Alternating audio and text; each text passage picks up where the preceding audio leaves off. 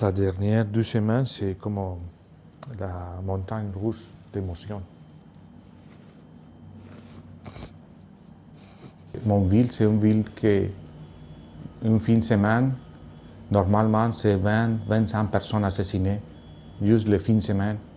Qu'est-ce qu'on doit faire dans la Colombie si notre vie, comme la coutume, l'habitude, c'est ici? Pour cette famille, leur vie, elle est au Québec. Ils sont bien établis dans la communauté, ils travaillent, ils ont appris le français et leur fille a même complété son secondaire ici. Pour nous, c'est difficile parce qu'aujourd'hui, pas de statut.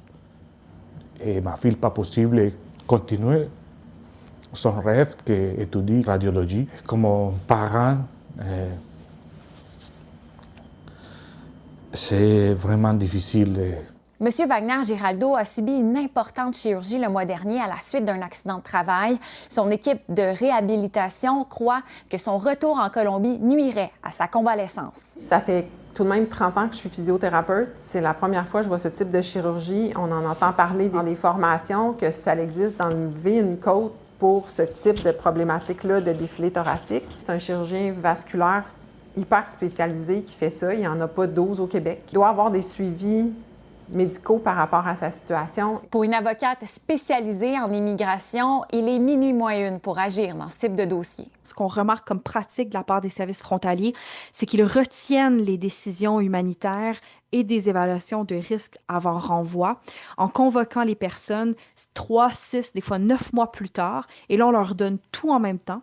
C'est complexe, c'est un gros capharnaüm et dans votre cas, les demandeurs ont été convoqués le 11 mars. Ils sont déjà hors délai pour la Cour fédérale pour l'évaluation des risques avant renvoi et pour contester le refus de la demande humanitaire. Selon la députée fédérale de Shefford, à ce stade, seule une intervention ministérielle pourrait changer la situation. C'est de faire preuve d'humanité envers cette famille dont l'accident de travail s'est produit ici. Alors, pour ces raisons-là, nous, on va demander le report de la mesure de renvoi auprès de l'Agence des services frontaliers pour faire en sorte là, qu'ils puissent au moins être soignés et qu'on puisse invoquer des motifs humanitaires avant qu'ils ne retournent, avant que cette famille ne retourne en Colombie. Et sa date de renvoi est très bien et sous peu, donc je pense qu'on est rendu c'est une question de jours là, que le ministre devra agir.